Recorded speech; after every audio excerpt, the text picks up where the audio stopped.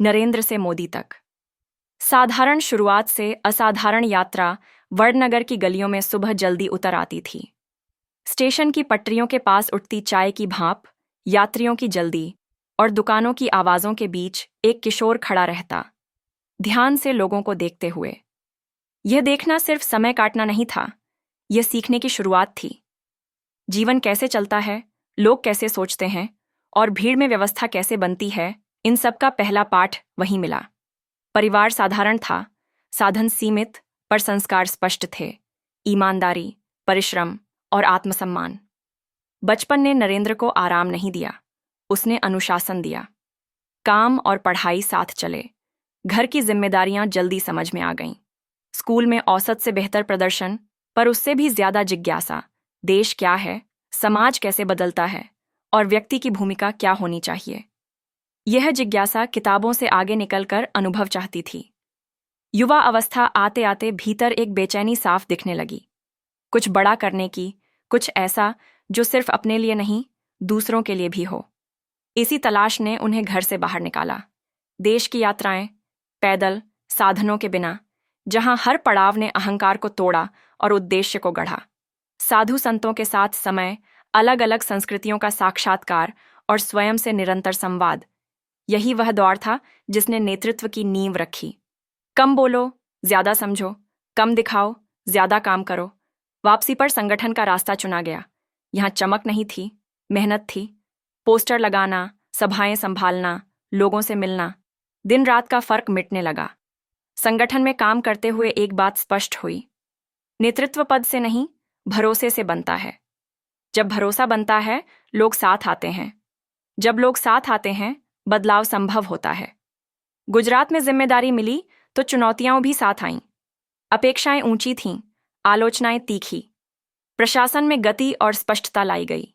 बुनियादी ढांचा, बिजली, सड़कें, उद्योग, हर क्षेत्र में लक्ष्य तय हुए और समयबद्ध अमल हुआ। समर्थक बोले, विकास दिख रहा है। आलोचक बोले, कठोरता है। लेकिन समय ने एक पहचान दी, परिणाम देने वाला प्रशासक। राजनीति में राह सीधी नहीं होती, निर्णयों के साथ जोखिम चलते हैं, हर फैसले पर निगाहें रहती हैं। फिर भी दिशा स्पष्ट रखी गई, काम दिखेगा तो जवाब अपने आप मिलेगा। इसी विश्वास ने बड़े मंच की तैयारी की। 2014 में देश का मन बदल रहा था। यह चुनाव सिर्फ सत्ता का नहीं, आत्मविश्वास का था। भीड़ में वही ऊर्जा दिखी जो कभी स्टेशन की चाय में दिखती थी। बस अब दिशा राष्ट्रीय थी। जीत मिली, प्रधानमंत्री बने। पहला संदेश साफ था, सरकार न्यूनतम, शासन अधिकतम। स्वच्छता, डिजिटल ढांचा, वित्तीय समावेशन, ये शब्द नहीं, कार्यक्रम बने। जनधन से बैंकिंग की पहुंच बदली, उज्ज्वला से रसोई का धुआं कम हुआ, स्वच्छ भारत से आदतें बदलीं, डिजिटल भुगतान से लेन देन का स्वरूप बदला। ये योजनाएं आंकड़ों से आगे जाकर रोजमर्रा की जिंदगी में उतरीं। अंतर्राष्ट्रीय मंचों पर भारत की आवाज स्पष्ट और आत्मविश्वासी हुई। कूटनीति में सक्रियता बढ़ी, वैश्विक साझेदारियां मजबूत हुईं। कठिन फैसले भी आए। हर बड़े निर्णय पर समर्थन और विरोध, दोनों साथ चले। लोकतंत्र में यही स्वाभाविक है। चुनौती यह होती है कि शोर में दिशा न खो जाए। यहां मंत्र रहा, देश पहले। संकट आए, प्राकृतिक हों या आर्थिक, हर बार संदेश एक रहा, धैर्य रखो, दिशा बनाए रखो और सीखते हुए आगे बढ़ो। दूसरा कार्यकाल आया तो अपेक्षाएं और बढ़ीं। आत्मनिर्भरता का विचार केंद्र में आया। केवल नारा नहीं, नीति, उत्पादन, नवाचार और स्थानीय क्षमता पर जोर। बुनियादी ढांचे में बड़े निवेश, तेज कनेक्टिविटी और शासन में तकनीक का गहरा इस्तेमाल, इन सब ने गति बढ़ाई। नेतृत्व की इस यात्रा में सबसे महत्वपूर्ण तत्व रहा अनुशासन। समय का सम्मान, तैयारी पर जोर और निरंतर संवाद। आलोचनाएं कभी रुकी नहीं, पर आलोचना को सुना गया।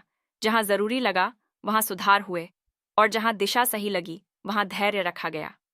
आज इस कहानी को देखें तो यह किसी चमत्कार की नहीं, लगातार मेहनत की कहानी है। चाय बेचने से लेकर देश चलाने तक रास्ता सीधा नहीं था।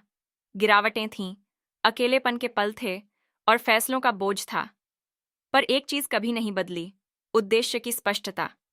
इस यात्रा की सबसे बड़ी सीख यह है कि शुरुआत आपकी मंजिल तय नहीं करती। संसाधन कम हो तो अनुशासन बड़ा बनाओ, आलोचना मिले तो सीखो, और जब रास्ता कठिन लगे तो रुकने के बजाय दिशा पुख्ता करो। यही वह दर्शन है जिसने एक साधारण पृष्ठभूमि से निकलकर असाधारण जिम्मेदारियों तक की राह बनाई। अगर आज कोई पूछे ये सब कैसे हुआ, तो उत्तर सरल है, सीखते रहो, बदलते रहो और चलते रहो। धीरे सही, पर रुककर नहीं।